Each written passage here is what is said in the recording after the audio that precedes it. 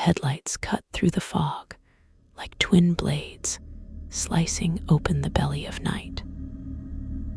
Marcus gripped the steering wheel of the old transit bus and glanced at the clock mounted above the rearview mirror.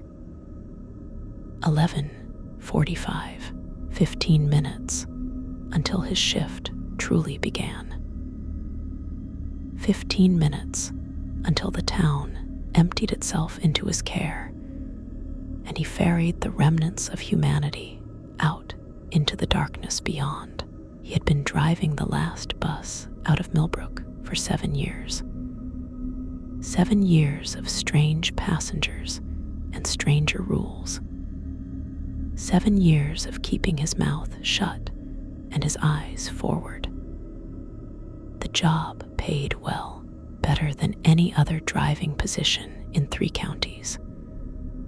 The company never asked questions when he called in to report the odd occurrences. They simply listened, made notes, and reminded him of the rules. Always the rules. Marcus pulled the bus into the station and killed the engine. The station was nearly empty at this hour. A few stragglers sat on benches under flickering fluorescent lights. An old woman clutching a canvas shopping bag, a businessman in a rumpled suit staring at his phone, a teenage girl with headphones covering her ears. Normal people, or at least they looked normal. That was the problem with the last bus. You could never be certain. The rules had been given to him on his first night. His supervisor, a gaunt man named Holloway with eyes that seemed to look past the world rather than at it, had handed him a laminated card. The card was worn smooth at the edges from years of handling. Previous drivers, Marcus assumed. He wondered what had happened to them. Holloway never said, and Marcus never asked. Rule 1 was simple: never make eye contact with passengers wearing red. Marcus had laughed the first time he read it. He thought it was a joke, some kind of hazing ritual for new drivers. Then he met his first passenger in red, and the laughter died in his throat forever. The woman had boarded at the corner of Elm and Ashworth. She wore a crimson dress that seemed to shimmer in the dim light of the bus. Her face was pale, beautiful, timeless. She had tried to catch his gaze in the rearview mirror. He felt the pull of it, strong as a riptide. But he remembered the rule and kept his eyes on the road. When she departed 3 stops later, she left behind the smell of copper and roses. The seat where she sat was ice cold for the rest of the night. Rule 2 stated that if a passenger boards without paying and sits in the back row, Marcus must not acknowledge them. He must not speak to them, look at them, or ask for fare. This happened at least twice a week. Sometimes it was a man in outdated clothing. Sometimes it was a child holding a teddy bear with button eyes. Once it was something that looked like a person, but moved wrong, its joints bending in directions that made Marcus's stomach turn. They would ride in silence until the bus reached the edge of town. Then they would simply be gone, not exiting through the doors, just gone, vanished between one moment and the next. Rule 3 was the one that bothered Marcus the most. If a passenger requests to be let off between designated stops, he must refuse. No exceptions, no matter how much they beg or plead or threaten. The stops were marked on his route sheet. Nowhere else. He had broken this rule once, early on. A young man, no more than 20, had asked to be let off along a stretch of empty highway. He claimed his car had broken down nearby. He seemed desperate, frightened. Marcus felt sorry for him and pulled over. The young man thanked him profusely and stepped off the bus. As Marcus pulled away, he glanced in the side mirror. The young man stood motionless on the roadside. Then his head rotated impossibly, all the way around to face the departing bus. Marcus saw his eyes, black, empty, endless. The next morning, Marcus found a dead crow on his doorstep, its neck broken. Rule 4 addressed the children.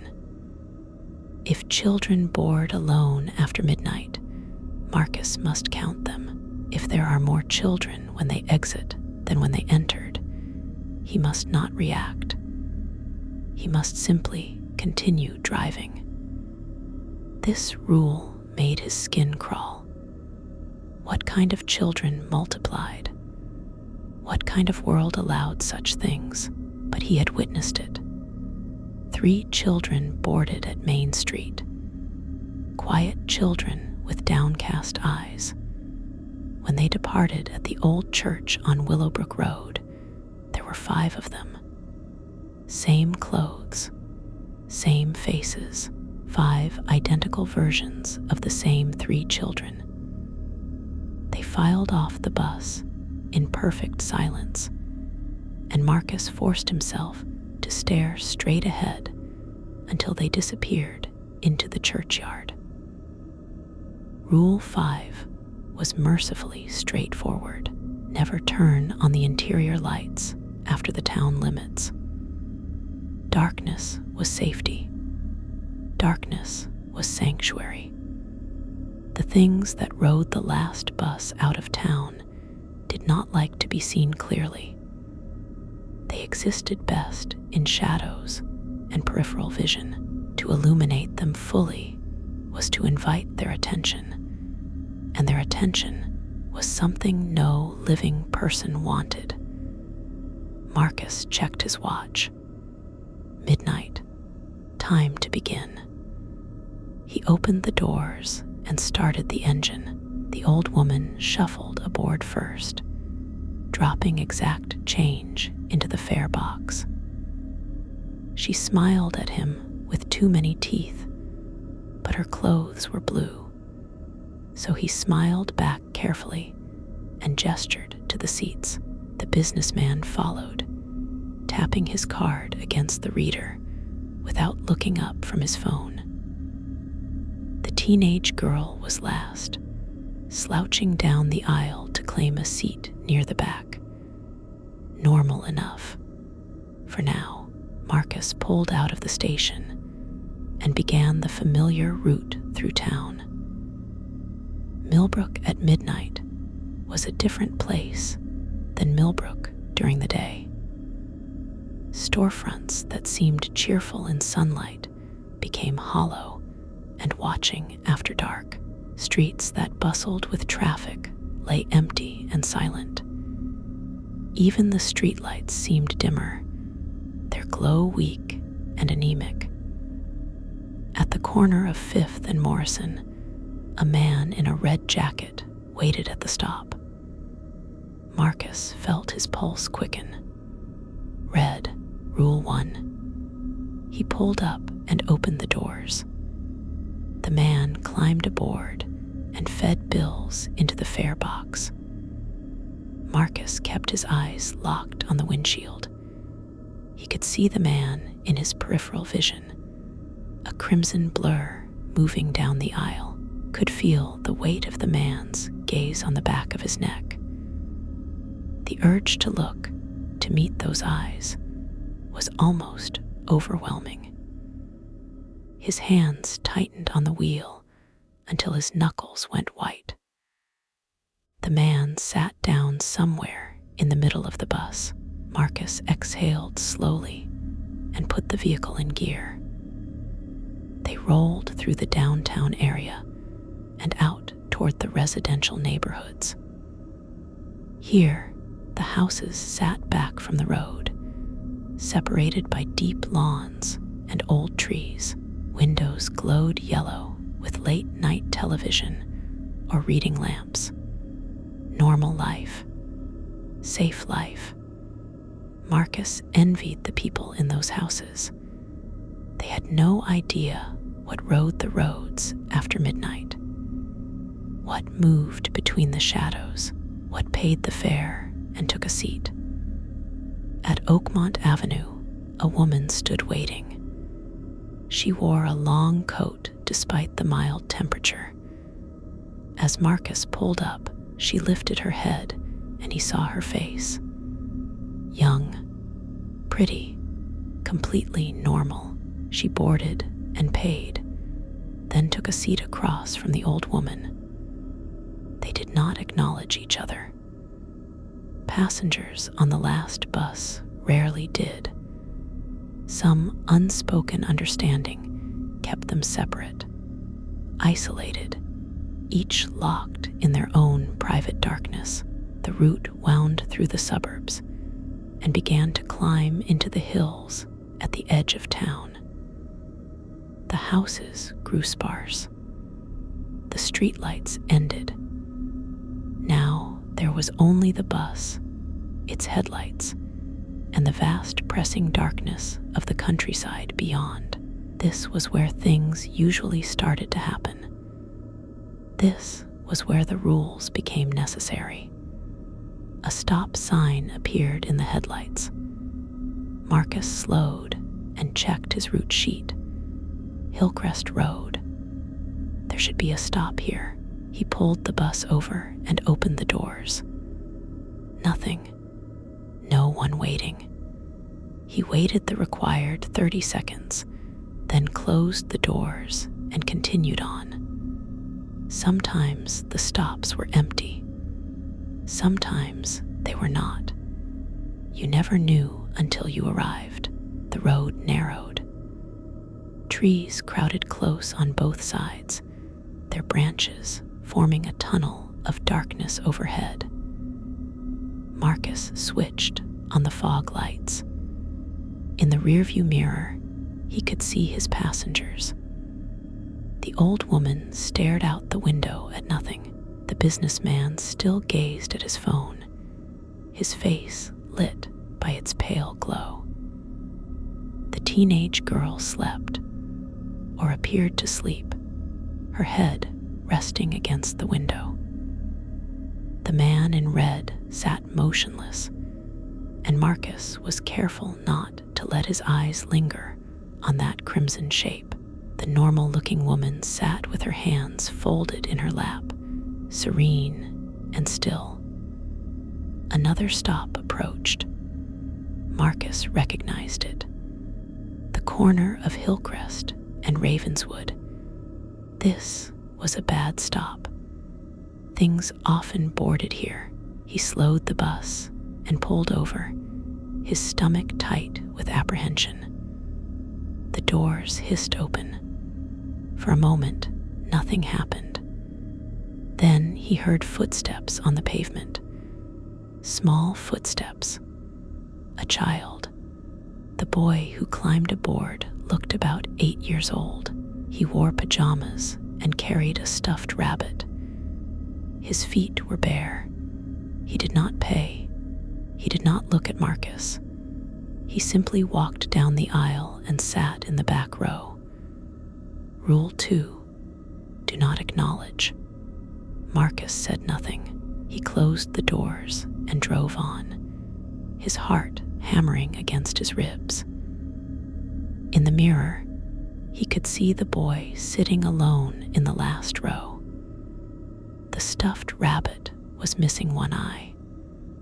The boy's head was bowed, his face hidden. Marcus forced himself to look away, to focus on the road, to remember the rules. The boy would ride until the edge of town, and then he would be gone. That was how it worked. That was how it always worked.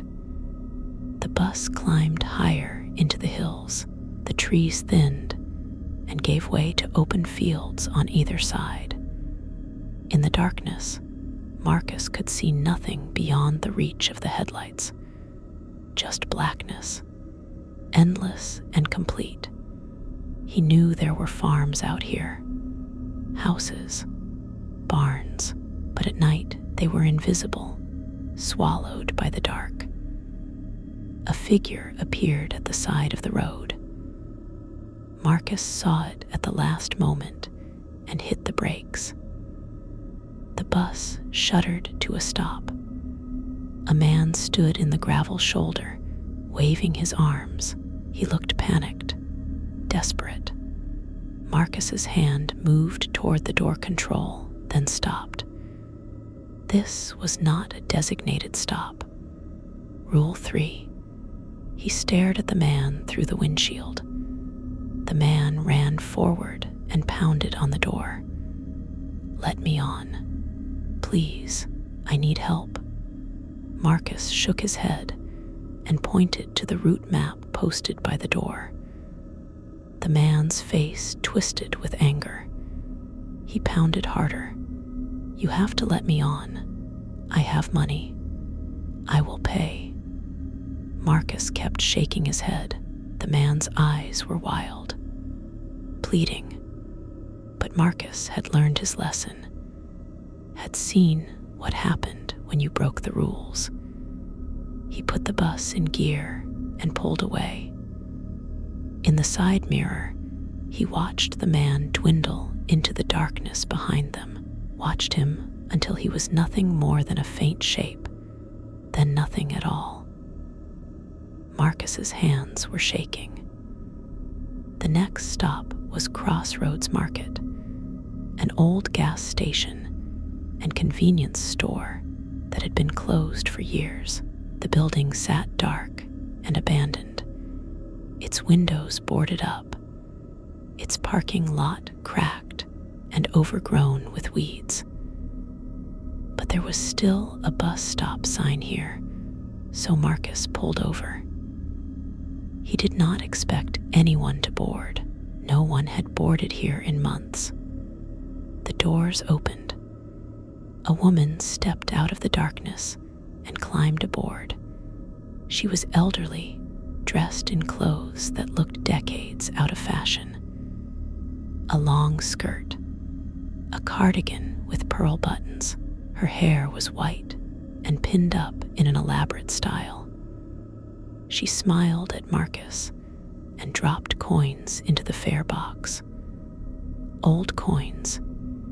He heard them clink into the collection bin. She moved down the aisle with a slight limp and took a seat near the front. Marcus pulled back onto the road. His shift was halfway over.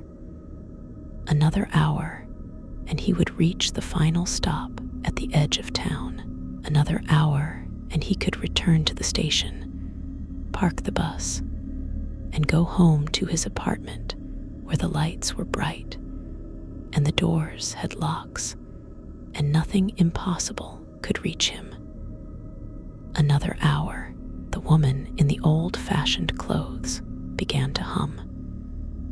It was a tune Marcus did not recognize, something slow and melancholy.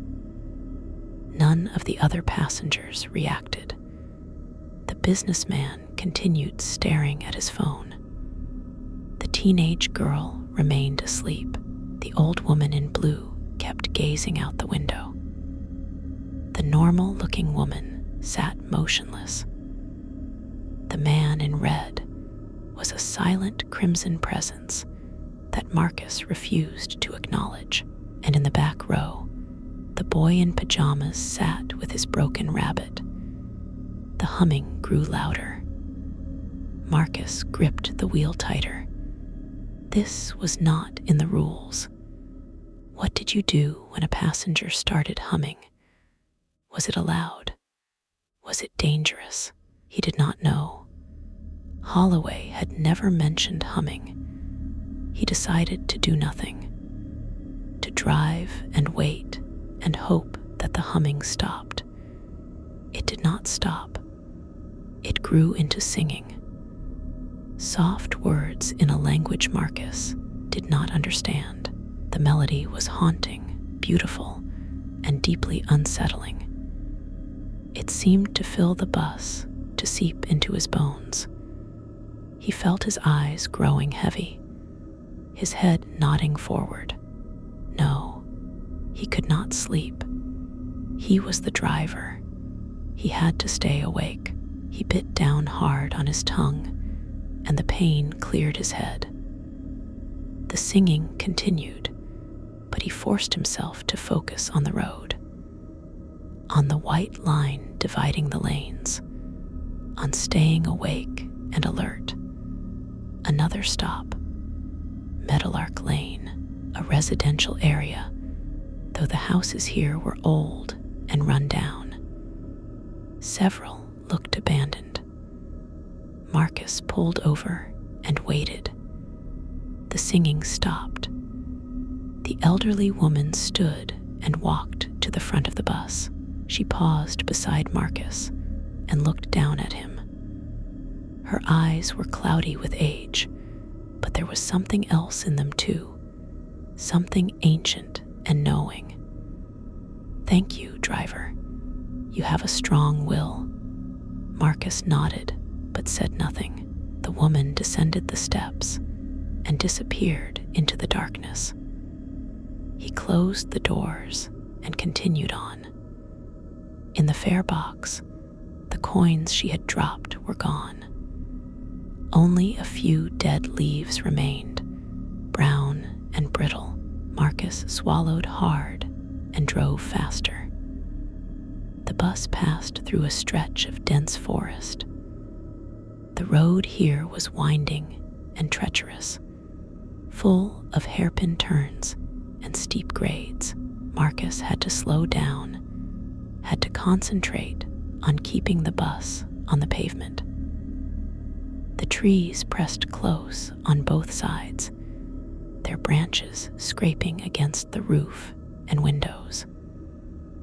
Shadows moved between the trunks, things that might have been deer or might have been something else entirely. Marcus did not look too closely, did not try to identify the shapes flitting through the darkness. A sound from the back of the bus made him glance in the mirror. The boy in pajamas had stood up. He was walking down the aisle, moving with a strange, jerky gait. The stuffed rabbit dragged behind him, one long ear trailing on the floor. Marcus's breath caught in his throat. This was wrong. The boy was supposed to stay in the back row. That was rule 2. Sit in the back and stay there until you vanish at the town limits. But the boy was moving forward. Marcus did not know what to do. Should he stop the bus? Should he speak to the boy? But Rule 2 said do not acknowledge. Do not engage. Pretend they are not there. He kept driving, his eyes flicking between the road and the mirror. The boy reached the middle of the bus and stopped. He stood in the aisle, swaying slightly with the motion of the vehicle. Then he turned and sat down in an empty seat. The stuffed rabbit sat beside him. Marcus exhaled shakily and returned his attention to the road. They emerged from the forest into open country again. Fields stretched away on both sides, vast and dark. In the distance, Marcus could see a single light, a farmhouse, perhaps, or a cell tower. It was impossible to tell from this far away. The light seemed very small and very alone in all that darkness. The next stop was Petersburg Junction, a crossroads in the middle of nowhere. A rusted sign marked the intersection. Weeds grew tall around the bus stop shelter. Marcus pulled over and opened the doors. He did not expect anyone. This stop was almost always empty. But tonight, 3 children filed out of the darkness and climbed aboard. Marcus counted them. Rule 4, always count the children. 1, 2, 3. They were young, maybe 9 or 10 years old. 2 boys and a girl. They wore identical clothes, white shirts and dark pants. Their faces were blank, expressionless. They did not pay. They moved down the aisle and sat together near the middle. Marcus closed the doors and pulled away. 3 children. He would have to count them again when they exited. He dreaded what that count might reveal. The road began to descend. They were nearing the town limits now, the final stretch of the route. Soon, they would reach the last stop, and this shift would be over. Marcus allowed himself a moment of relief. He had followed the rules. He had kept his eyes down and his mouth shut. He had not questioned or challenged or broken protocol. Another night survived. The businessman suddenly stood up. He swayed as the bus rounded a curve, then caught himself on a pole. He walked to the front and stood beside Marcus. "I need you to let me off here." Marcus shook his head without taking his eyes from the road. "Not a designated stop. You need to wait for the next stop." The man leaned closer. Marcus could smell his cologne, sharp and expensive. "I will pay you extra. Cash. $500 if you let me off right here." Marcus shook his head again. Against the rules. "Next stop is Willow Creek Bridge in 3 miles. The man's voice dropped to a whisper. "Please, I know what this bus is. I know what some of these passengers are. I made a mistake. I should not be here. I need to get off before we reach the town limits." Marcus said nothing. The man grabbed his shoulder. "Did you hear me? I do not belong on this bus. I am not one of them. Let me off now." Rule 3 burned in Marcus's mind. Do not let passengers off between stops. He shrugged off the man's hand and kept driving. The businessman stumbled backward, his face pale in the dim light. "You are killing me. Do you understand? You are sentencing me to death." Marcus wanted to respond, wanted to explain that he had no choice, that the rules existed for a reason, that breaking them brought consequences worse than any passenger's anger. But he remained silent. The businessman stood in the aisle for another moment, then returned to his seat. Marcus saw him pull out his phone. His hands were shaking so badly he could barely hold it. The teenage girl woke up. She removed her headphones and looked around the bus as if seeing it for the first time. Her gaze fell on the 3 children and her eyes widened. She stood quickly and moved to a seat at the front, as far from the children as possible. Smart girl, Marcus thought. She could sense something wrong, could feel the strangeness emanating from those blank-faced children in their identical clothes. The man in red shifted in his seat. Marcus caught the movement in his peripheral vision and immediately looked away. Do not make eye contact. Never make eye contact with passengers wearing red. He focused on the road with renewed intensity. His neck prickled with the sensation of being watched. The man in red was staring at him. He could feel it. The weight of that gaze was almost physical. The normal-looking woman had not moved since boarding. She sat with her hands folded, her face serene. But as Marcus glanced at her in the mirror, he noticed something odd. She was not breathing. Her chest did not rise and fall. She did not blink. She sat in perfect stillness, like a mannequin or a statue. Marcus quickly looked away. Some things were better left unexamined. Willow Creek Bridge appeared in the headlights. Marcus slowed the bus and pulled into the small gravel turnout that served as a stop. The bridge itself was old, built of stone and iron, spanning a narrow creek that had carved a deep ravine through the landscape. The doors opened. No one boarded. Marcus waited the required time, then prepared to close the doors and continue. The 3 children stood up. They moved in unison, like puppets controlled by the same strings. They walked down the aisle in single file and descended the steps.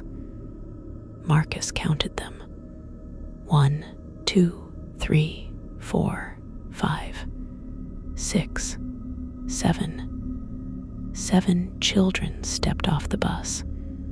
He had counted 3 getting on. The children assembled in a line outside, facing the bus. 7 identical versions of the same 3 children. They stared up at him with blank expressions.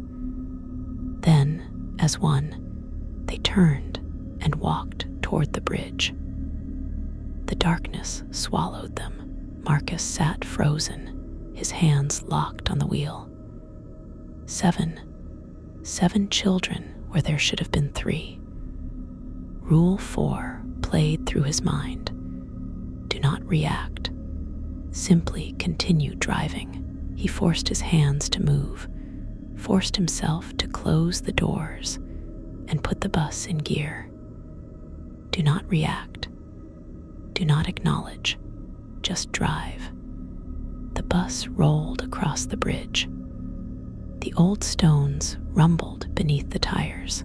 Marcus could hear the creek flowing far below, a distant rush of water in the darkness. Then they were across and climbing the far side of the ravine, almost to the town limits. Almost finished, the old woman in blue suddenly stood and lurched toward the front of the bus. Her too many teeth were bared in what might have been a smile or might have been a grimace. She reached out and grabbed the pole beside the driver's seat, pulling herself close to Marcus. Do you know where we are going, driver? Do you know what waits at the end of the line? Marcus kept his eyes forward. The woman leaned closer. Her breath smelled like soil and decay. We are going home. All of us. Back to the place between. The place that is not quite here and not quite there. The place where the rules were written. Marcus said nothing. His heart pounded so hard he thought it might burst. The woman laughed, a wet, rattling sound. You are a good driver. You follow the rules. That is why you survive. That is why you get to go home to your little apartment and your little life. But one day, driver, One day you will make a mistake. You will break a rule. And then you will understand. Then you will ride with us forever. She released the pole and returned to her seat, still laughing that horrible laugh. Marcus's hands shook on the wheel, but he kept driving. Keep moving forward. Follow the route. Obey the rules. That was all he could do. The boy in pajamas stood up again. He walked to the front of the bus, the stuffed rabbit still clutched in his hand. He stopped beside Marcus and looked up at him. Marcus risked a quick glance down. The boy's face was pale, almost translucent. His eyes were dark hollows. I am lost.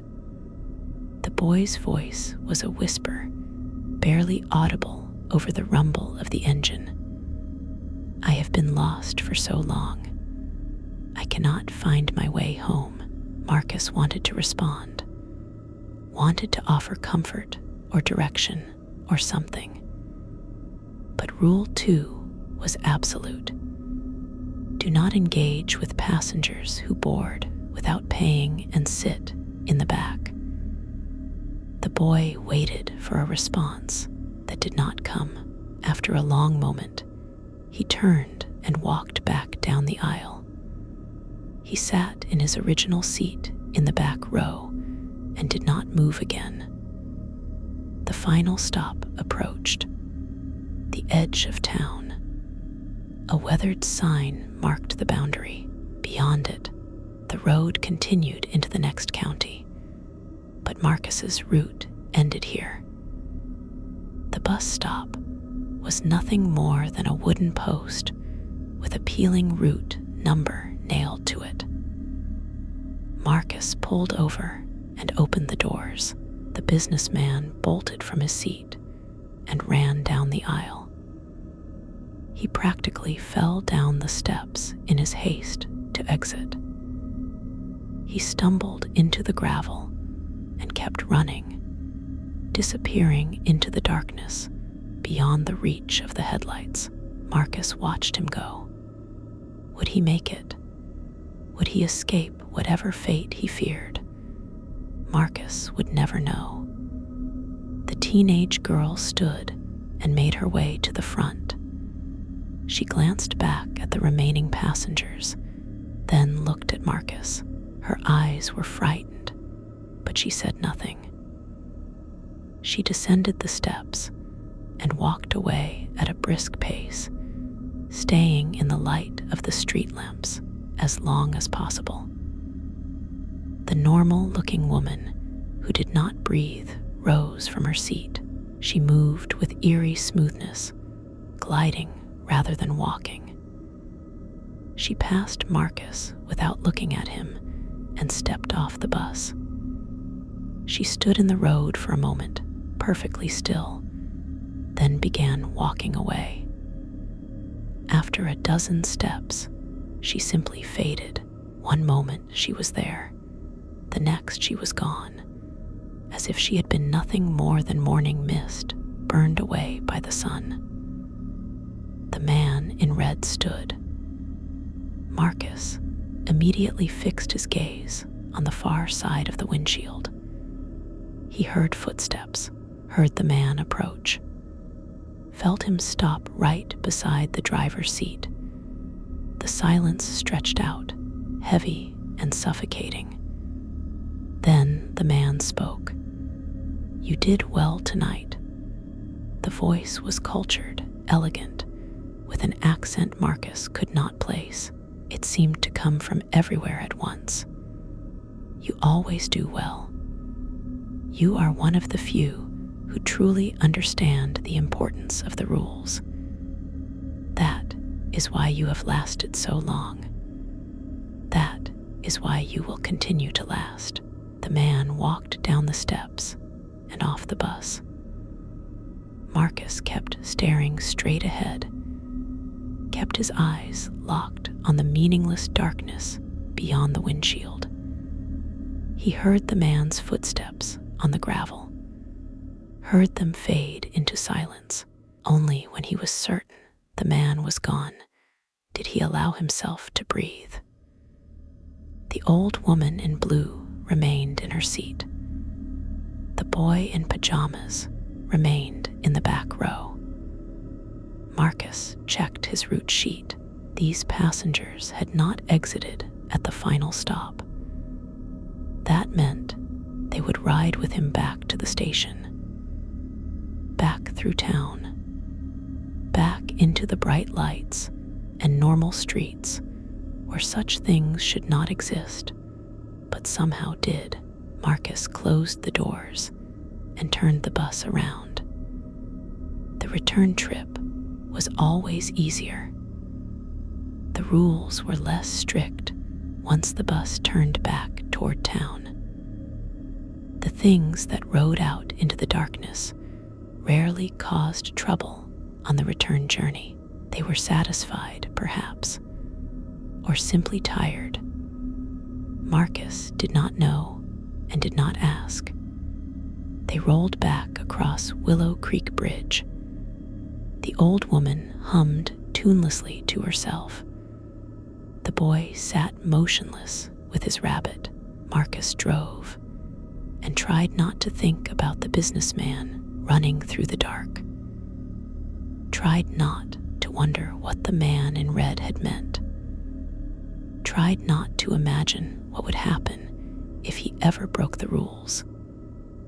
The forest closed around them again. The branches scraped and clawed at the roof. Marcus navigated the winding road with practiced ease. He had driven this route hundreds of times, knew every curve and pothole. The bus was an extension of his body now. He could drive it in his sleep, though he never would. Sleep was dangerous. Sleep was when the rules might slip from his mind. They passed through the residential areas. A few windows still glowed with light. Late night readers, insomniacs, people who chose to stay awake while the world slept.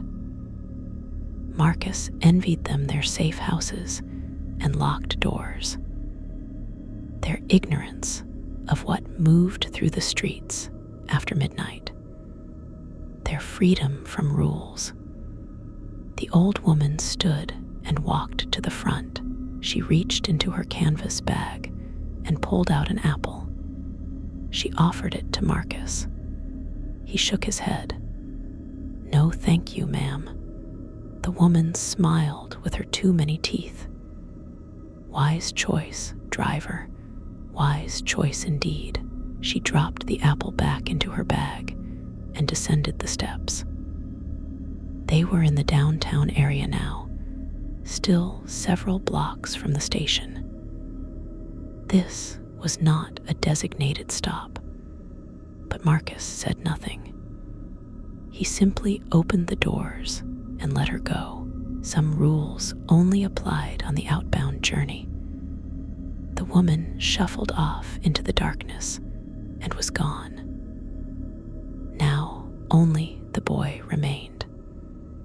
Marcus drove through the empty streets toward the station. The traffic lights cycled through their colors for no one. The shop windows reflected the passing bus like dark mirrors. The town was asleep, dreaming whatever dreams a town could dream. Marcus pulled into the station and stopped in the designated bay. He killed the engine and sat for a moment in the sudden silence. The shift was over. He had survived another night. He turned in his seat to look back down the aisle. The boy in pajamas was gone. The back row was empty. The stuffed rabbit sat alone on the seat, its one button eye gleaming in the dim light. Marcus stood and walked down the aisle. He picked up the rabbit. It was cold to the touch and lighter than it should have been. as if it were made of paper instead of cloth. He carried it back to the driver's seat and placed it on the dashboard. Tomorrow night, it would be gone. These things always disappeared in the daylight, these remnants of the night shift. He gathered his belongings and performed his end of shift checklist, checked the aisles for forgotten items, noted the fare collection total, filled out the incident report form. Tonight, he wrote nothing unusual to report, which was a lie, but a necessary one. The truth was too complicated to document, too strange to explain. The company did not want detailed incident reports anyway. They wanted the rules followed, and the bus returned in one piece.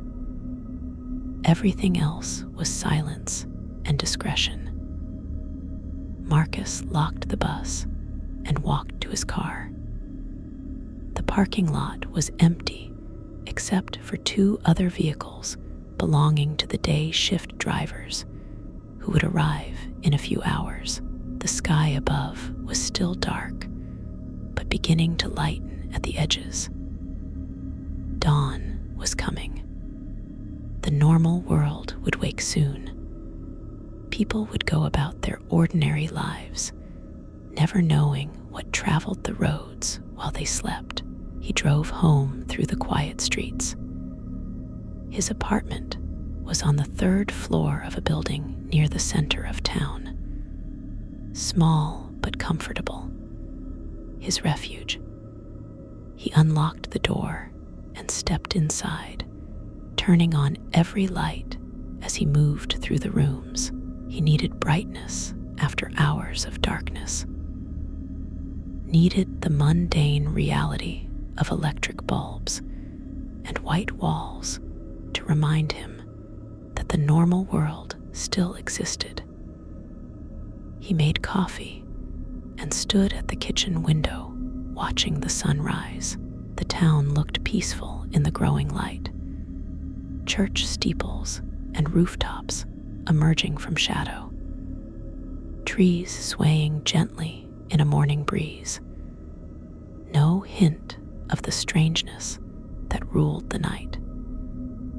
It was as if the last 6 hours had been a dream, as if the passengers and the rules and the impossible things he had witnessed were nothing more than imagination. But the coffee was real. The ache in his back from hours of sitting was real.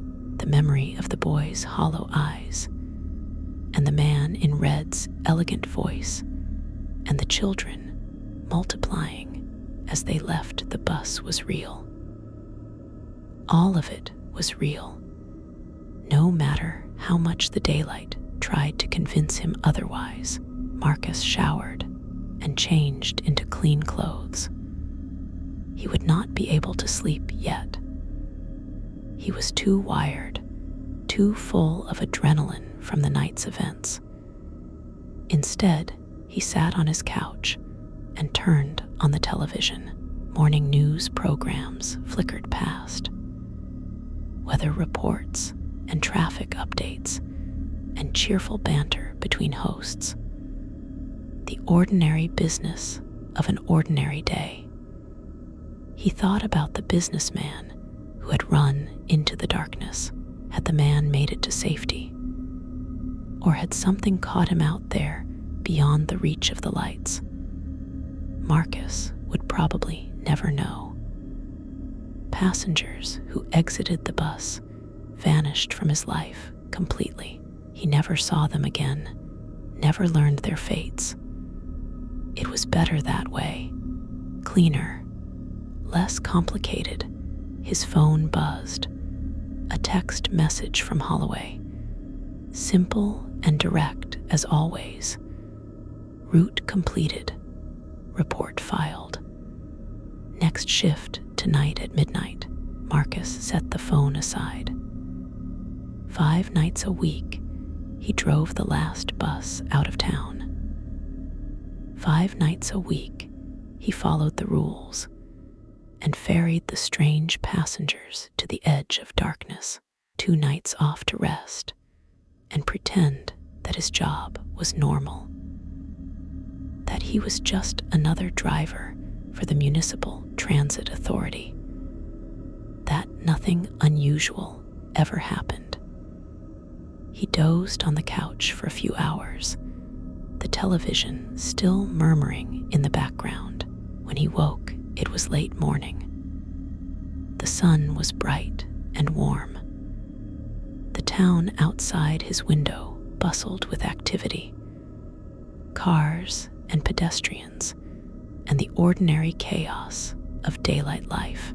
He made lunch and tried to occupy himself with mundane tasks: laundry, dishes, paying bills, anything to keep his mind from circling back to the night shift and its mysteries. But the questions always came. Why did the rules exist? Who had created them? What would happen if he broke them? What were the passengers really? Where did they come from, and where did they go? He had no answers.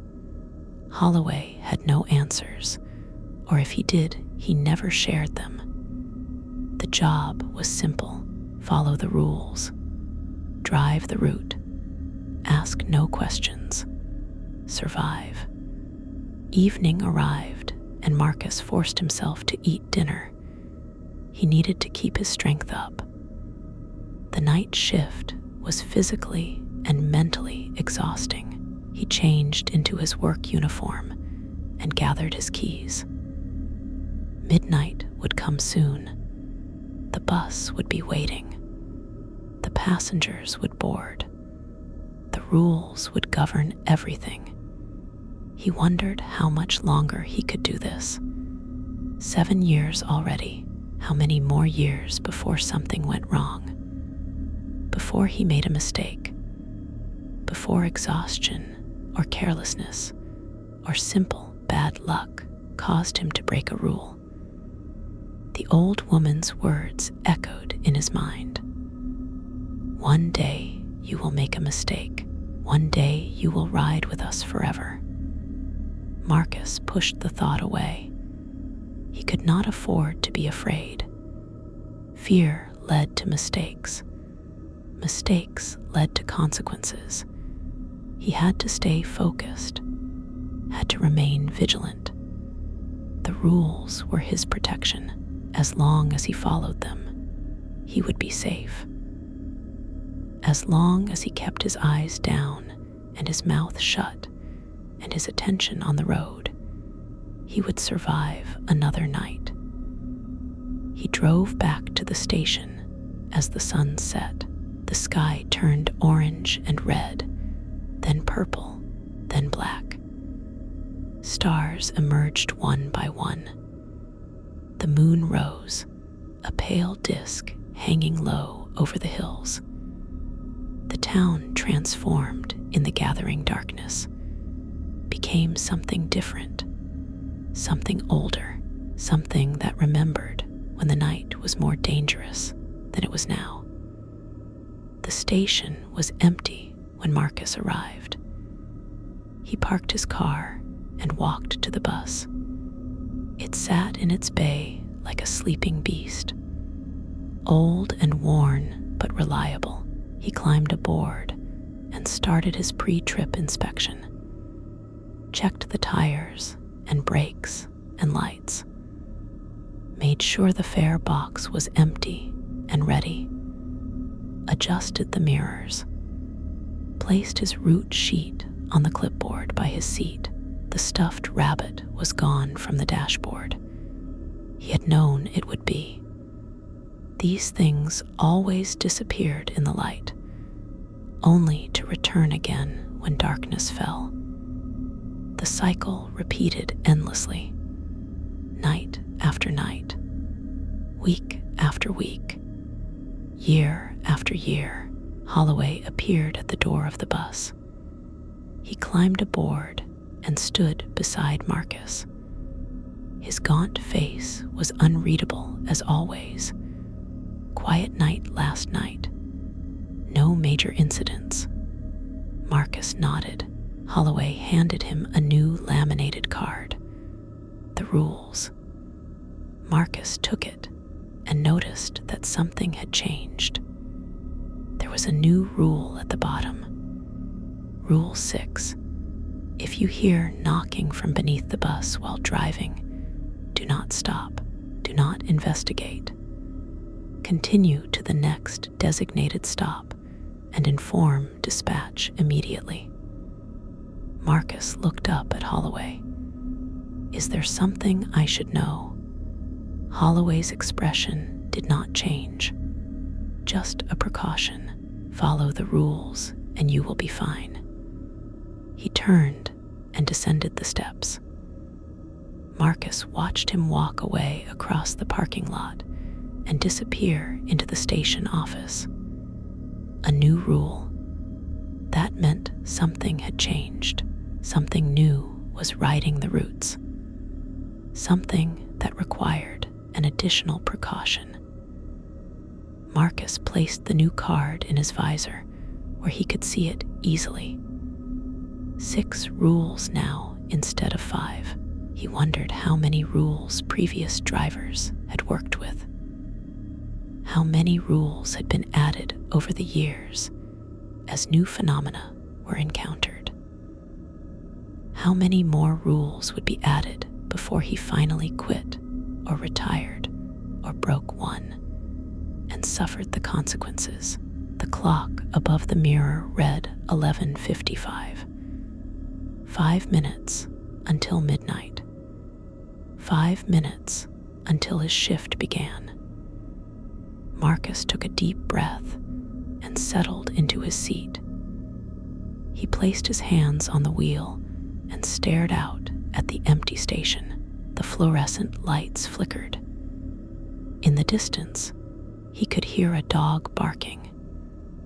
Then silence. Midnight arrived. Marcus opened the doors and started the engine. The first passengers appeared from the darkness and began to board. An elderly man with a cane, a young woman carrying a briefcase, a child holding a balloon. They paid their fares and took their seats. Normal people, or they appeared normal. That was always the question. That was always the uncertainty. Marcus closed the doors and pulled out of the station. The route lay ahead of him like a path through a dark forest, full of dangers and mysteries, full of things that should not exist but did. He would drive it carefully. He would follow the rules. He would keep his eyes down and his attention focused. He would survive another night. The bus rolled through the empty streets and out toward the edge of town. The headlights cut through the darkness. The engine rumbled steadily. The passengers sat in silence, each lost in their own private worlds. And Marcus drove, his hands steady on the wheel, his mind reciting the rules like a prayer. Never make eye contact with passengers wearing red. Do not acknowledge those who board without paying and sit in the back. Do not let passengers off between designated stops. Count the children and do not react when the count changes. Never turn on the interior lights after the town limits. And now, if you hear knocking from beneath the bus, do not stop.